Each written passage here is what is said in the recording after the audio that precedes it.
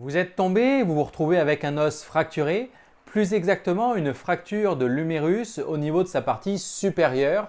Cette vidéo devrait vous intéresser pour découvrir des exercices d'automobilisation afin de récupérer vos capacités antérieures au plus vite. Bonjour les amis, je m'appelle Sébastien, je suis kinésithérapeute et vous êtes sur ma chaîne Santé de Fer, une chaîne où je vous donne tout un tas de conseils pour devenir acteur de votre santé. Donc si ça vous intéresse, je vous invite de suite à vous abonner. N'oubliez pas, si vous êtes sur YouTube, la petite cloche pour être tenu informé des prochaines vidéos. Et encore mieux, vous avez mes mails privés, le lien juste ici et en dessous dans la description.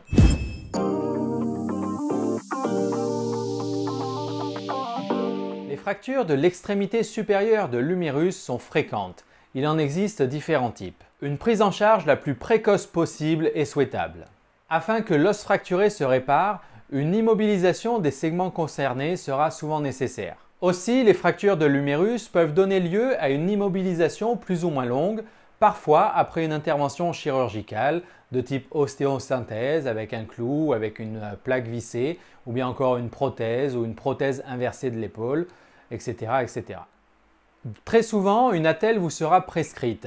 Celle-ci n'a pas pour but de vous immobiliser complètement le bras, mais plutôt de vous soulager et de permettre à l'os de se consolider. Il vous faudra bien souvent l'enlever plusieurs fois dans la journée justement pour réaliser quelques mouvements doux. Que vous ayez bénéficié d'une chirurgie ou bien d'un traitement conservateur, la plupart du temps votre médecin vous prescrira également des médicaments antalgiques. Bien évidemment, respectez les doses prescrites. Il est normal d'avoir mal après une fracture de l'humérus puisque votre os est cassé, mais par contre cette douleur doit s'estomper progressivement. Si vous voyez qu'à l'inverse, au fur et à mesure des semaines, la douleur augmente, reconsultez votre médecin, retournez voir votre chirurgien. En revanche, le repos strict n'est absolument pas recommandé. Au contraire, il vous faudra faire une rééducation pour retrouver une fonction optimale de votre épaule. Pour minimiser au maximum les séquelles, cette rééducation sera souvent longue et surtout demandera une implication de votre part.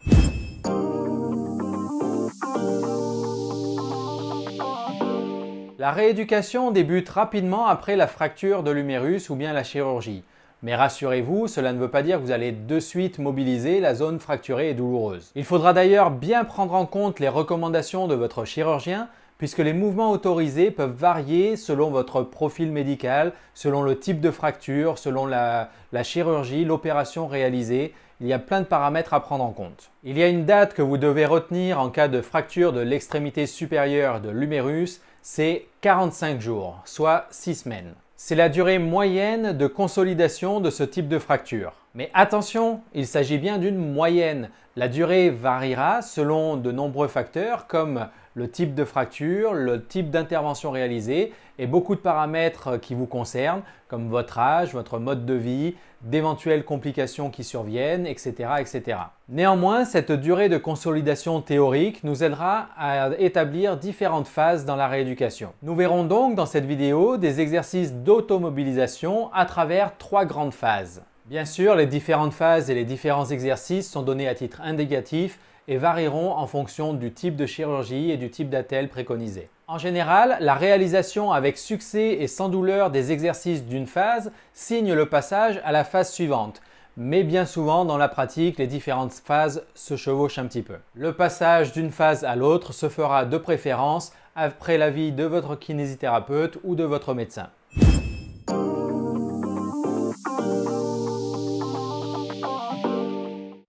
Du premier jour jusqu'à J21, c'est la phase passive.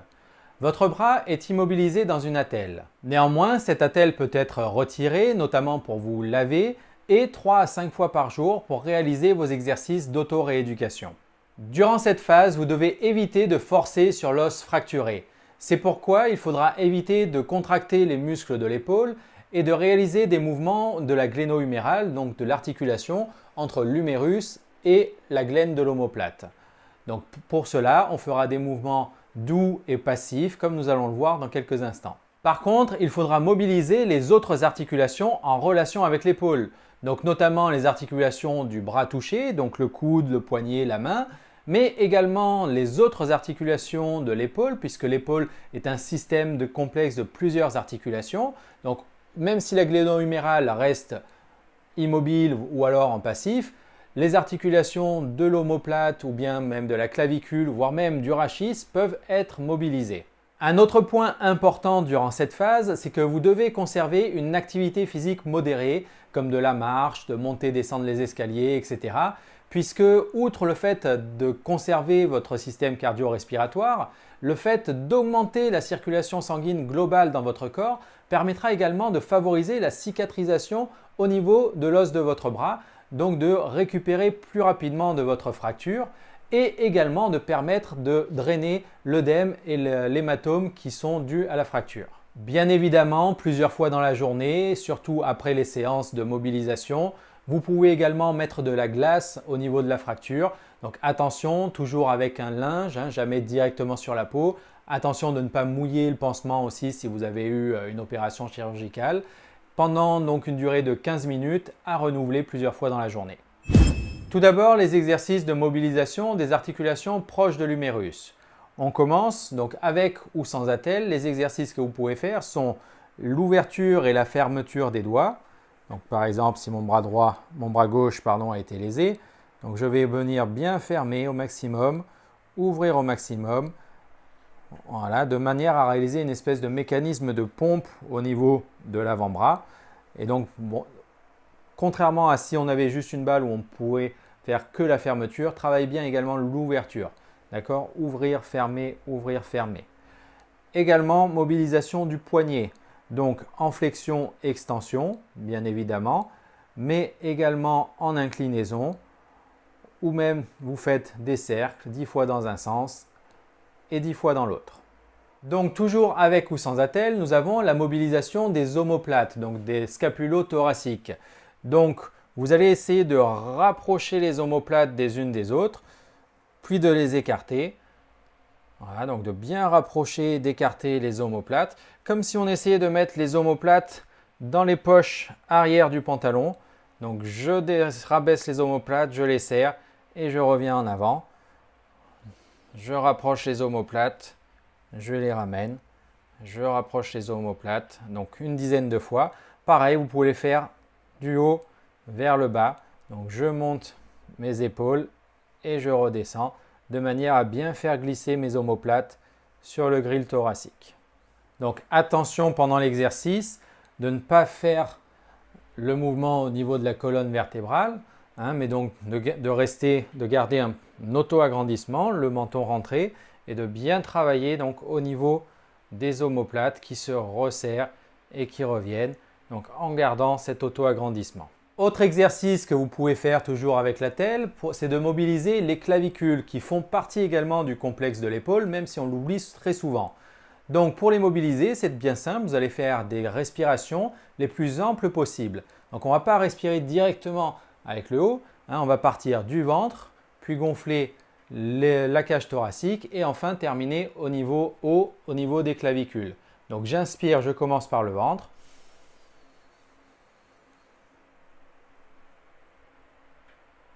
Et je souffle. Vous voyez, donc on va gonfler les 3 étages. On part du bas, moyen et haut. Et je souffle. Je relâche de manière à mobiliser donc vos clavicules en douceur avec la respiration.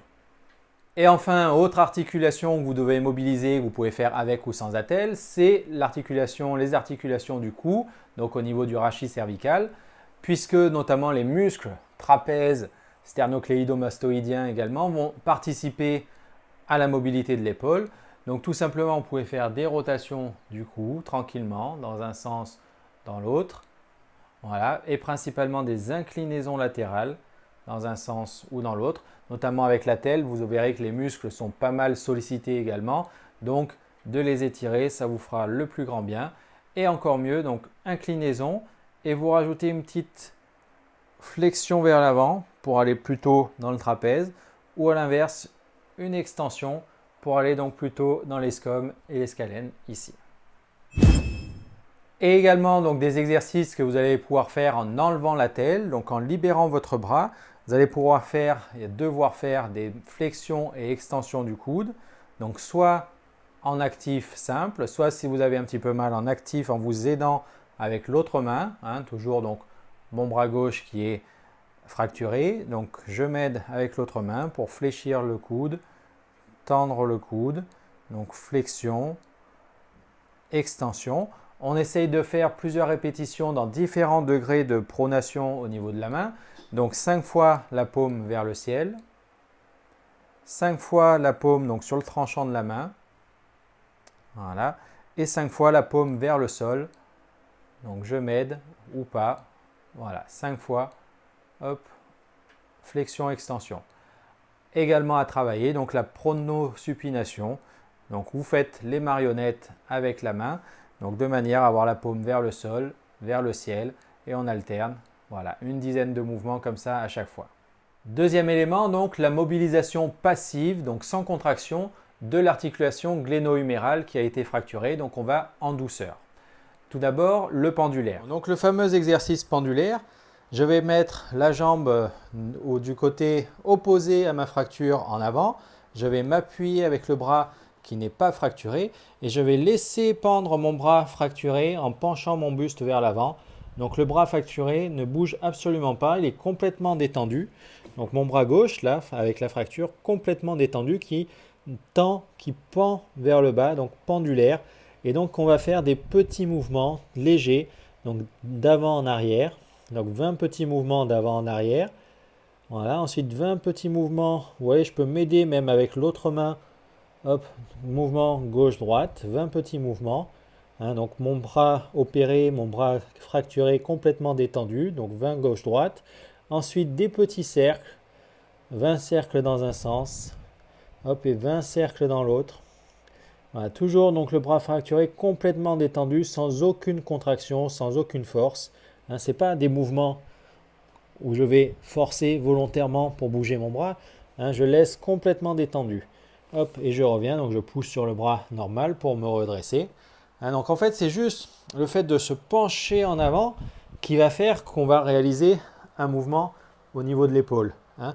Ce n'est pas l'épaule qui va se lever, qui va bouger. C'est au contraire le buste qui va pencher en avant et l'épaule qui se détend le maximum possible. Plus tard, en progression, on pourra réaliser le même mouvement avec un léger poids au niveau de la main. Donc pour laisser pendre encore plus mon bras, voilà, avec une bouteille d'eau ou un poids d'1 kg à peu près. Vous laissez pendre le bras et on fait la même chose. Et donc plutôt en fin de phase. Donc on va faire des élévations antérieures passives.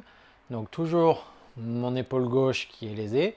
Quoique bon, pour la vidéo là vous verrez mieux sur l'épaule droite. Donc mon épaule droite lésée. Je viens chercher avec ma main saine le membre opposé. Donc soit je croise les mains, soit je viens chercher le poignet. Il n'y a pas de grosse différence. Si ce n'est que ce que j'ai pu remarquer, en fait quand on croise les mains, on va être un peu plus centré au niveau du corps. Est-ce que si on vient chercher le poignet, on peut être un petit peu plus décalé du côté donc, de la fracture. Donc ce qui peut être un petit peu moins contraignant, on va avoir un peu plus de force. Donc ça peut être mieux au début de garder donc, sur le poignet, mais c'est vraiment subtil. Donc soit je tiens le poignet, soit je croise. Et donc c'est mon bras gauche, donc si j'ai une fracture à droite, qui va forcer pour venir lever le bras vers le haut. Donc c'est bien le bras sans fracture, hein.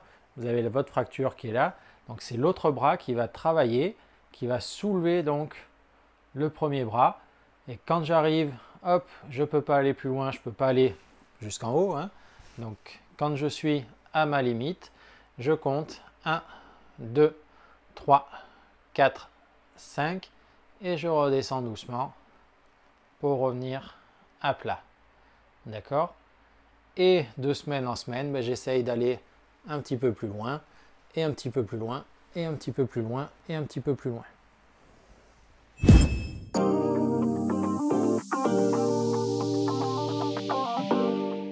Deuxième phase de J21 à J45, la phase active aidée. Bien sûr, les exercices réalisés pendant la première phase peuvent être continués si besoin. En général, entre la 3e et 6e semaine après la fracture ou après la chirurgie, on vous prescrira une radiographie de contrôle pour voir où en est l'état de votre consolidation osseuse. Dès lors, avec l'accord de votre chirurgien, les exercices pourront être adaptés et intensifiés.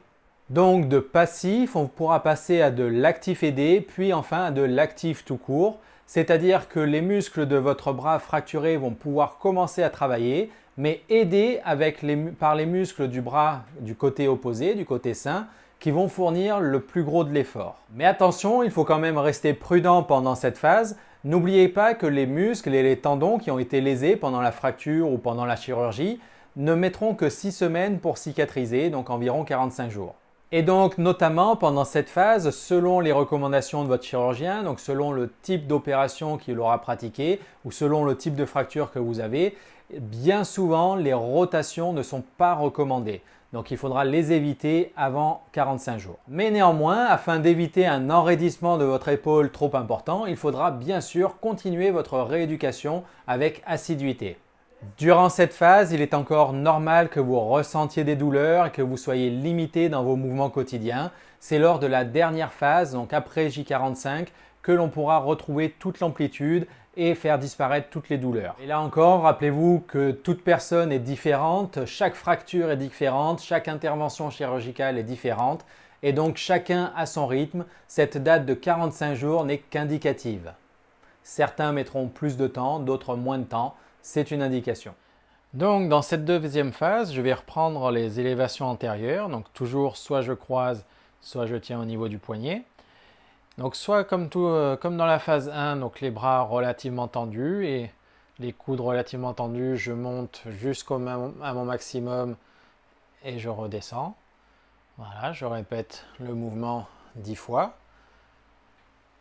Ensuite, deuxième exercice, donc pareil, les doigts croisés. Et là, je vais venir chercher les coudes fléchis. Donc tout d'abord des mouvements main-bouche, très faciles, où je vais venir. Donc je m'aide. Donc toujours pareil, c'est le bras sain qui aide le bras fracturé. Hein, j'ai ma fracture là à droite. Donc le bras sain qui aide ma fracture à venir, hop, jusqu'à la bouche. Tac. Donc dans un mouvement un peu plus fonctionnel. Hop, ensuite j'essaye d'aller 10 mouvements un peu plus loin, donc main au front. Donc pareil, ma main gauche qui aide ma main droite. Hop, je viens jusqu'au front. Hop, donc 10 mouvements. Si, pareil, en progression, ça va de mieux en mieux, donc je croise toujours mes doigts ou le poignet, peu importe. Et donc là, j'essaye d'aller les mains carrément sur la tête. Donc la main saine qui aide la main opérée à venir jusque sur la tête, là. Et je garde la position. 1, 2, 3, 4, 5. Je reviens.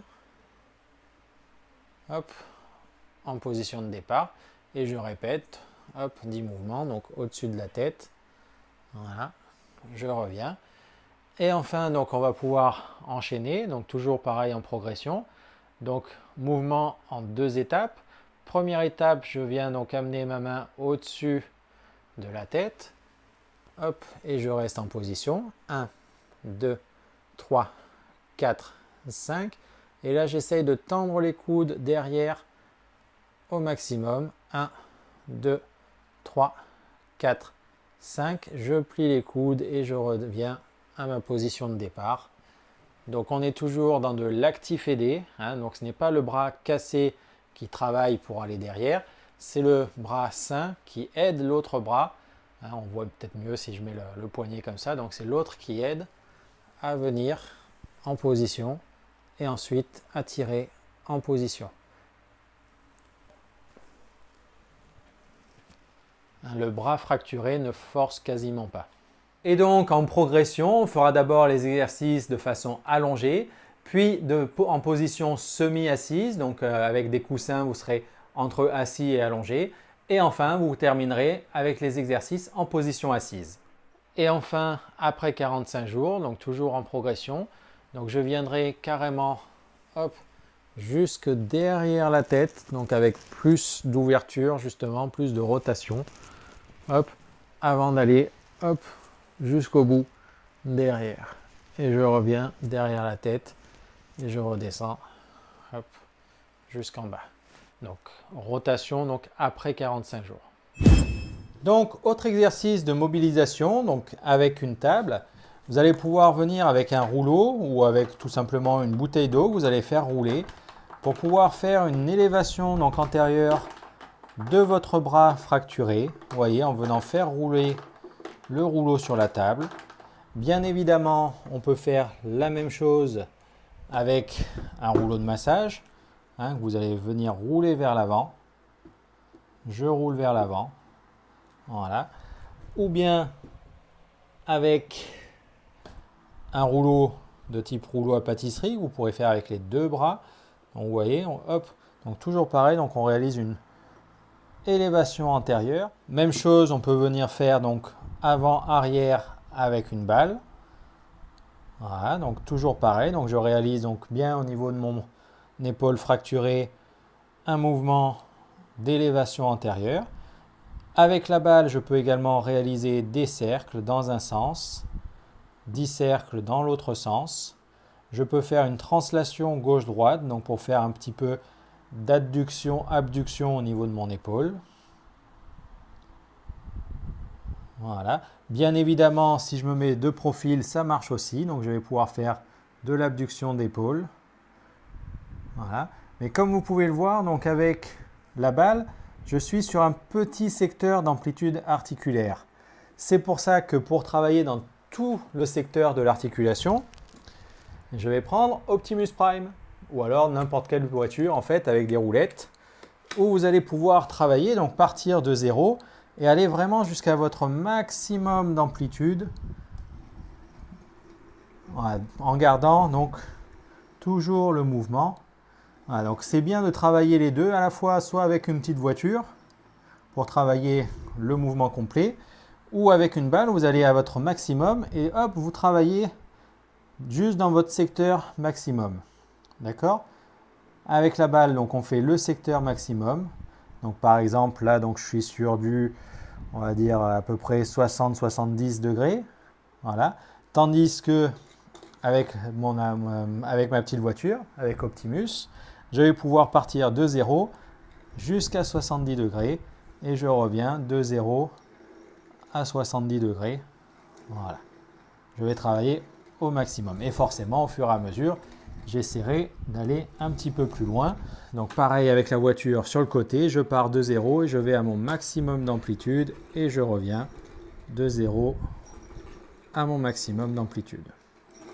Bien évidemment, avec les deux mains, une fois en progression, vous pourrez faire les deux mains ensemble de manière à aller chercher une extension en plus au niveau du rachis et de revenir. Voilà, vraiment, donc le travail d'épaule complété à l'extension du rachis grâce au rouleau de massage, rouleau à pâtisserie, peu importe. Bien évidemment, en progression, je pourrais faire le travail assis puisque je serai dans une amplitude plus importante puisque je serai déjà proche des 90 degrés et en avançant, j'irai donc sur 90 degrés. Voilà, pour travailler vraiment le maximum de l'amplitude de mon épaule. Donc tout en restant donc, dans un travail actif aidé, donc aidé par le fait qu'il n'y ait pas de friction, donc pas de force puisque ça roule. Hop, et donc je vais pouvoir travailler mon élévation antérieure. Encore une fois, il est possible et acceptable que vous ressentiez une douleur pendant les exercices, mais attention, cette dernière ne doit pas augmenter au fur et à mesure des répétitions des mouvements. Bien évidemment, il existe d'autres exercices, peut-être même que votre kiné vous en fait pratiquer d'autres. Si c'est le cas, ça m'intéresse, donc dites-le moi juste en dessous dans les commentaires.